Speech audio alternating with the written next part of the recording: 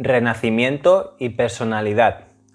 Debes evitar un común error popular sobre la reencarnación.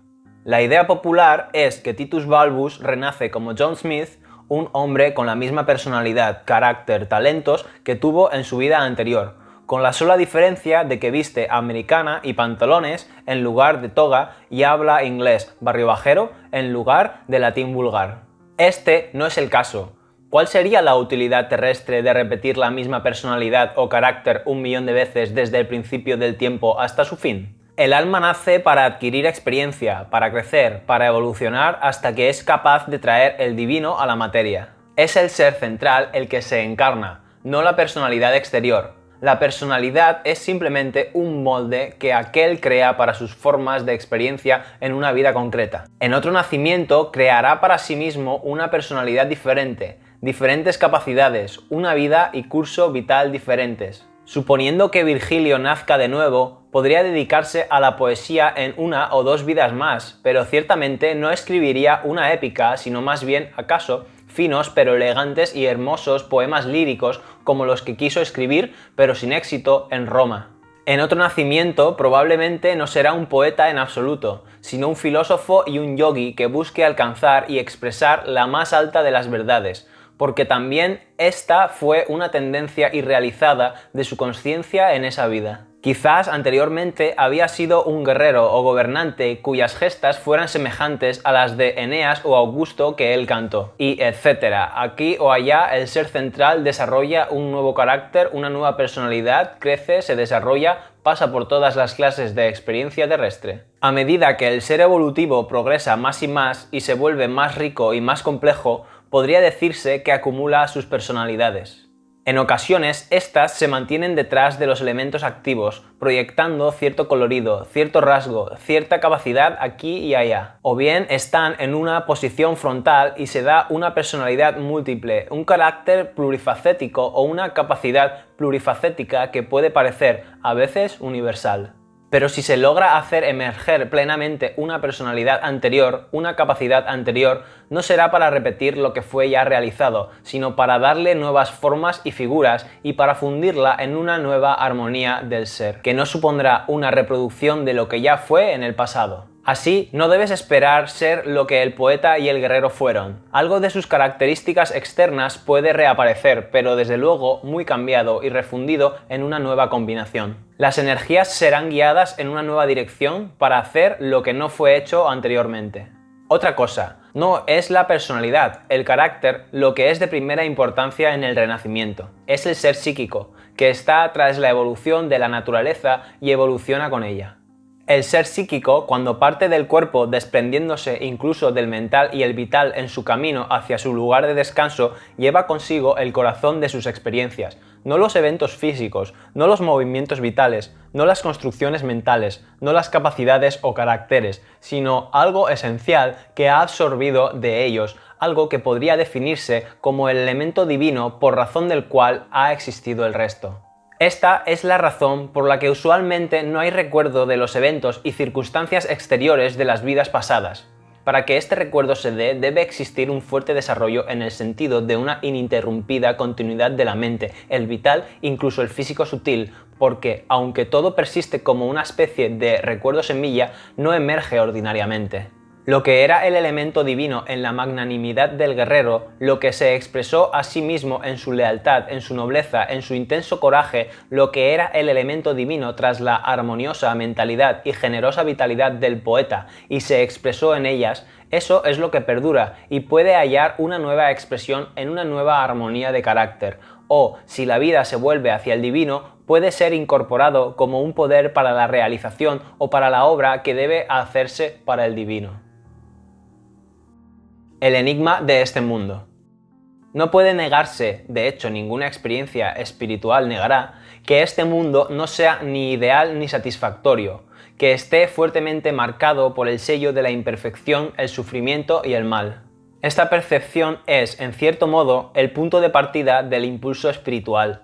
excepto para los pocos a los que la experiencia superior les llega espontáneamente sin ser forzados a ella por el sentimiento poderoso o abrumador, doloroso o liberador de la sombra cerniéndose sobre todo el horizonte de esta existencia manifestada. Pero queda aún la cuestión de si este es, ciertamente, tal como se afirma, el carácter esencial de toda manifestación o si, mientras exista un mundo físico, deberá ser de esta naturaleza, de modo que el deseo de nacimiento, la voluntad de manifestar y crear deben ser contemplados como el pecado original y el retirarse de la manifestación o del nacimiento como la única vía posible de salvación. Para aquellos que lo perciben así o desde una perspectiva semejante, y estos han sido la mayoría, existen bien conocidos medios de escape, atajos para la salvación espiritual. Pero puede también que no sea así, sino que solo se lo parezca a nuestra ignorancia o conocimiento parcial.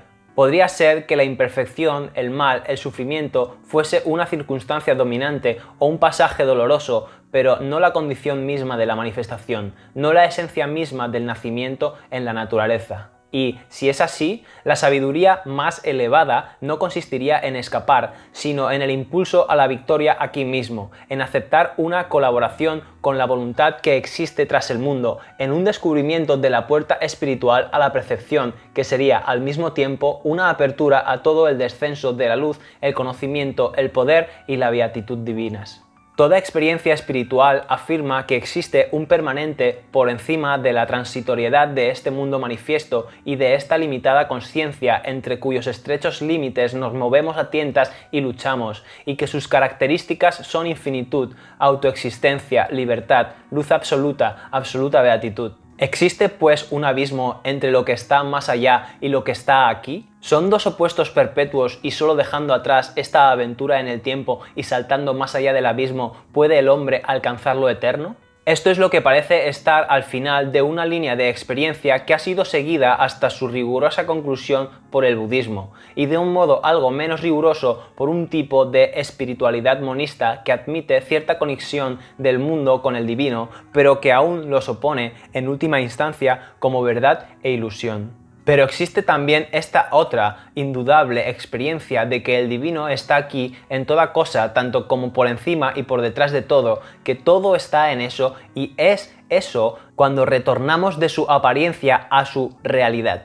Es un hecho significativo e iluminador que el conocedor del Brahman, aún moviéndose y actuando en este mundo, aún soportando todos sus impactos, pueda vivir en una paz, luz y beatitud absolutas del divino. Hay aquí algo, pues, distinto de la mera y rotunda oposición. Hay un misterio, un problema que, uno pensaría, debe admitir una solución menos desesperada. Esta posibilidad espiritual apunta más allá de sí misma y trae un rayo de esperanza a la oscuridad de nuestra caída existencia. E inmediatamente surge una primera cuestión. ¿Es este mundo una fija sucesión de fenómenos siempre iguales o existe en él un ímpetu evolutivo, un hecho evolutivo, una escalera de ascenso desde una aparente inconsciencia original a una consciencia más y más desarrollada, ascendiendo aún desde cada nueva etapa de desarrollo, emergiendo a cimas más y más altas que todavía no están al alcance de nuestra experiencia normal?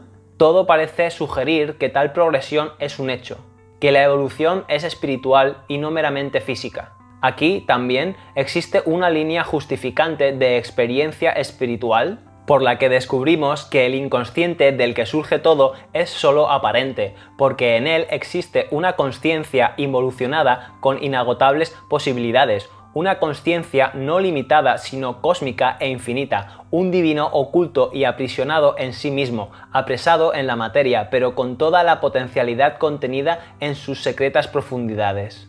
Fuera de este inconsciente aparente, cada potencialidad es revelada en su momento.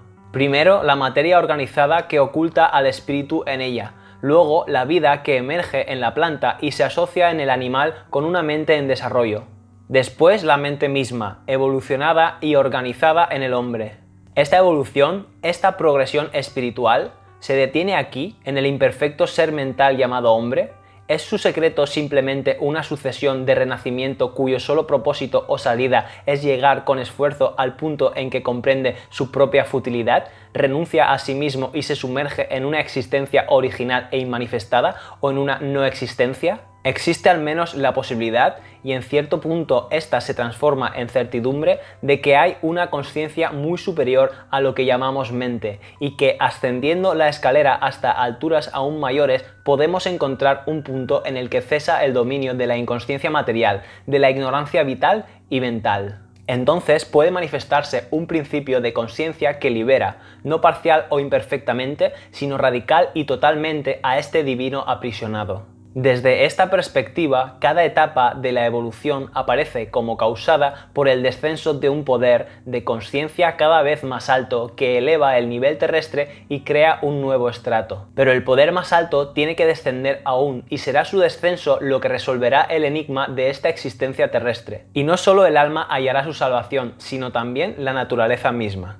Esta es la verdad que ha sido vista a destellos, de un modo cada vez más completo, por la línea de videntes a los que el Tantra llamaría los buscadores heroicos y los buscadores divinos, y que puede estar ahora aproximándose al punto que permitirá su revelación y experiencia totales. Así, sea la que sea la enorme carga de lucha y sufrimiento y oscuridad en el mundo, si tal es el resultado que nos aguarda, todo lo ocurrido hasta entonces no será considerado, por el fuerte y aventurero, un precio muy elevado por la gloria que ha de llegar. En cualquier caso, la sombra se levanta, hay una luz divina que se inclina sobre el mundo y no se trata solo de un distante, incomunicable fulgor.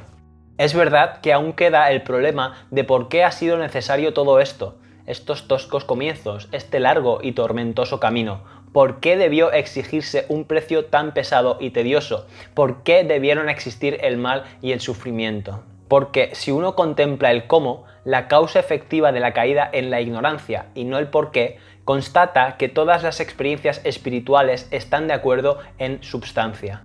Es la división, la separación, el principio de aislamiento respecto del permanente y uno lo que la produjo. Es porque el ego tomó posición por sí mismo en el mundo reafirmando su propio deseo y su propia importancia, en lugar de reafirmar su unidad con el divino y su unión con todas las cosas.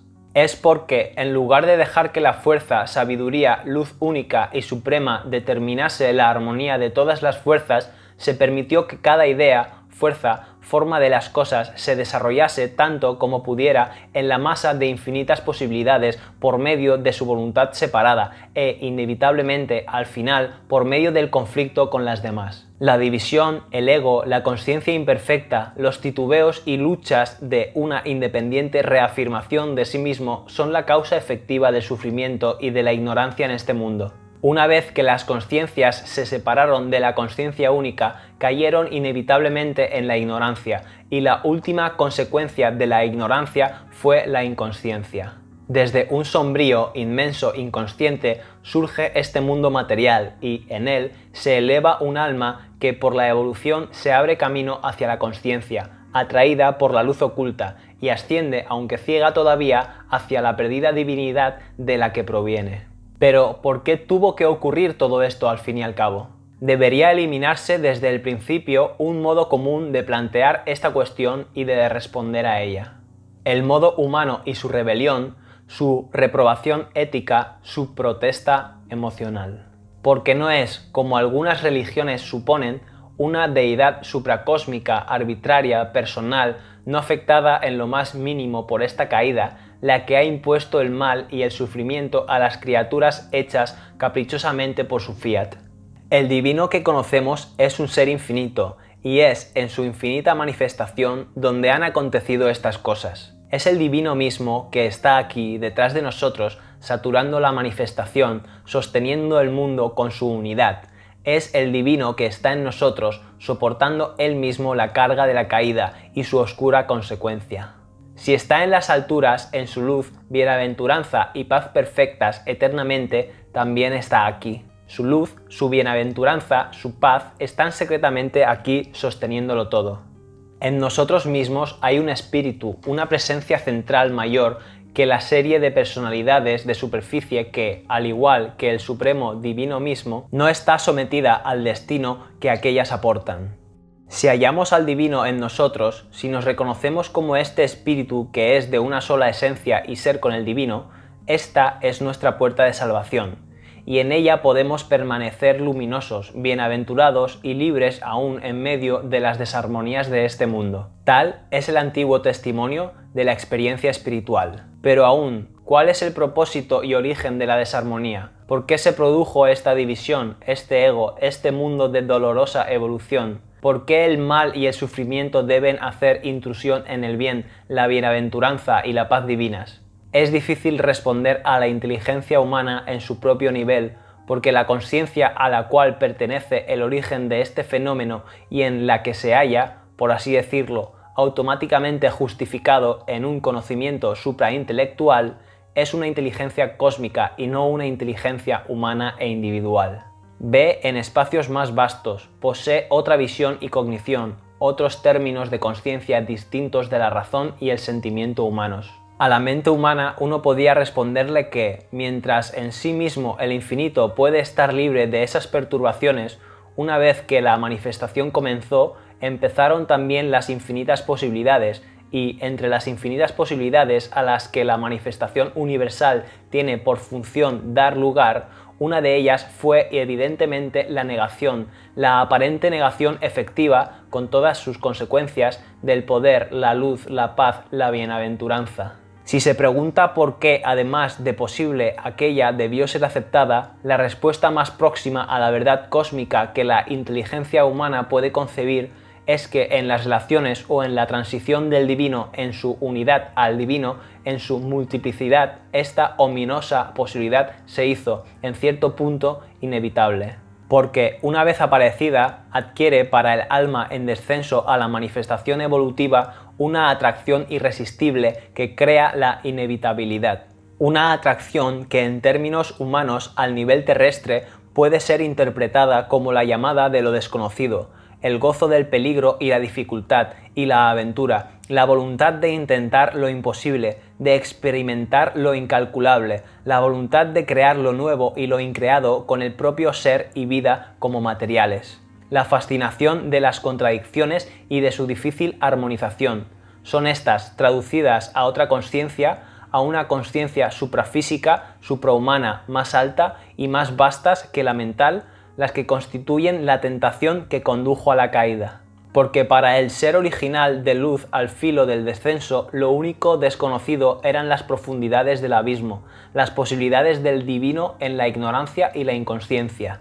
Por el otro lado, por parte de la unidad divina, fue una vasta aquiescencia llena de compasión, de consentimiento, de ayuda. Fue un supremo conocimiento de que esto debía ser así, que habiendo aparecido debía ser realizado, que su aparición es, en cierto sentido, parte de una incalculable, infinita sabiduría, que si el sumergirse en la noche era inevitable, el emerger a un nuevo día y sin precedentes era también una certeza, y que sólo así podía tener lugar una cierta manifestación de la verdad suprema, por la puesta en obra de los contrarios fenoménicos como punto de partida de la evolución y como condición de una emergencia transformadora.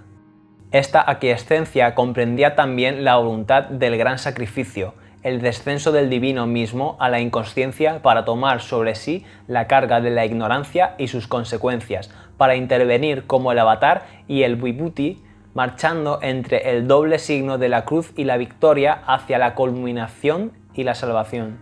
Una traducción demasiado plástica de la verdad inexpresable, pero sin imágenes. ¿Cómo presentar al intelecto un misterio mucho más allá de él? Solo cuando se ha cruzado la barrera de la inteligencia limitada y se ha tomado parte en la experiencia cósmica y en el conocimiento que ve las cosas por identidad, asumen las supremas realidades que están tras estas imágenes correspondientes al hecho terrestre, sus formas divinas y se dejan percibir como algo simple, natural, implícito en la esencia de las cosas.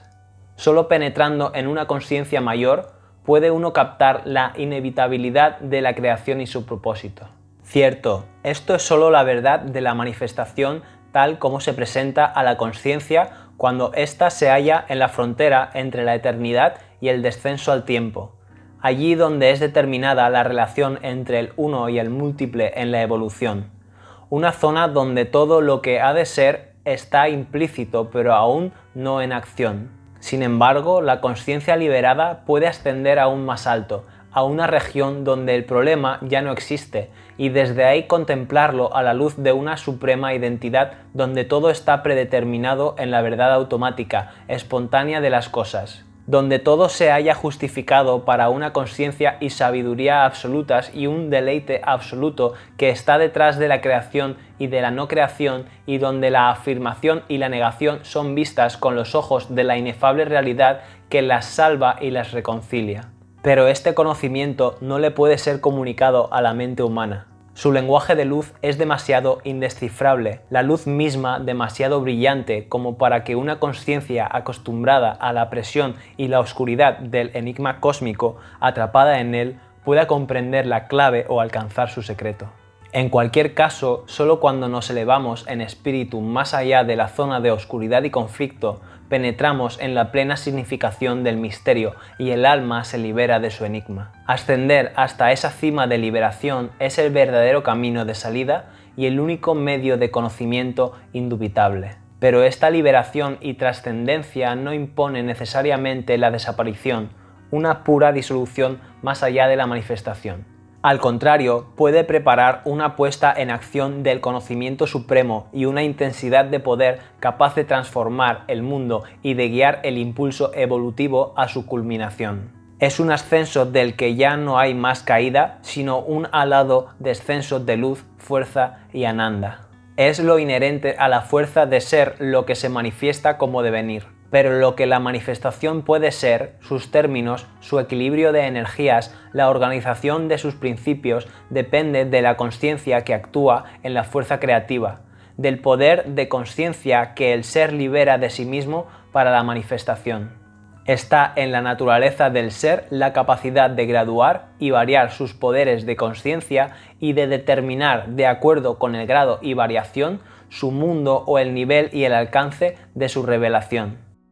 La creación manifestada está limitada por el poder al que pertenece. Ve y vive de acuerdo con él y solo puede ver más, vivir más poderosamente, cambiar su mundo si se abre a un poder de conciencia mayor por encima de ella, ya sea elevándose a él, ya sea haciéndolo descender.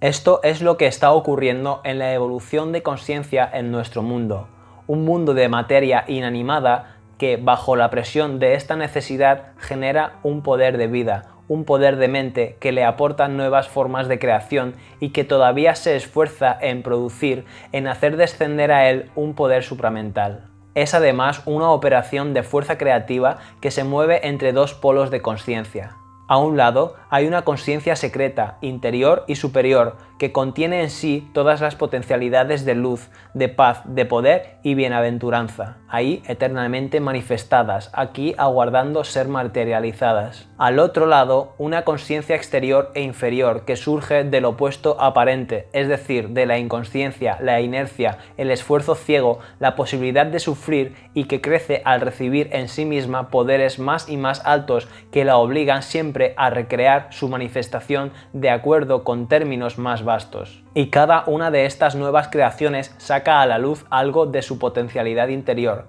hace más y más posible el descenso de la perfección que espera en lo alto.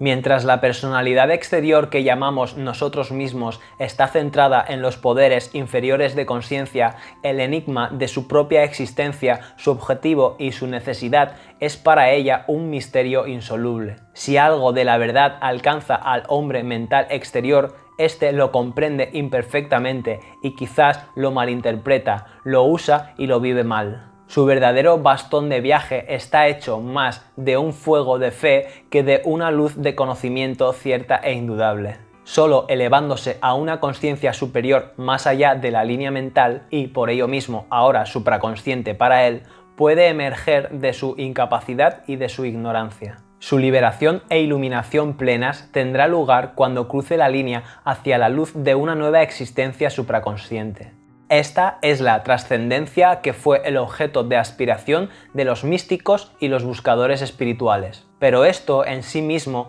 no cambiaría nada en esta creación. La evasión de un alma liberada del mundo no supone para este mundo ninguna diferencia. Pero si a esta superación de la línea se le da un propósito no solo de ascenso, sino también de descenso, ello significaría la transformación de la línea misma. De lo que es actualmente una cobertura, una barrera, se convertiría en un pasaje para los poderes de conciencia superiores del ser que ahora están por encima de ella. Significaría una nueva creación en la Tierra, significaría la intervención de los poderes últimos que invertirían las condiciones de este mundo hasta el punto de producir una creación elevada a la plena corriente de luz espiritual y supramental, en lugar de una creación que emerge de las tinieblas de la inconsciencia material a las penumbras de la mente. Solo en la plena corriente del espíritu revelado podría conocer el ser encarnado, con todo lo que ello comporta, el significado y la necesidad temporal de su descenso a las tinieblas y a sus condiciones, y podría al mismo tiempo disolverlas por medio de una luminosa transmutación que haría de ellas una manifestación del divino revelado y ya no más del divino velado o disfrazado, o aparentemente deformado. Fin de este libro. Si te ha gustado, te invito a que dejes tu me gusta, un comentario de apoyo. También escucho todas las sugerencias si quieres que grabe algún otro audiolibro de alguno de los grandes maestros de la historia. Y también puedes colaborar con mi humilde causa dejando un donativo en PayPal o Patreon. Encontrarás los detalles en la descripción de este vídeo. Muchas gracias.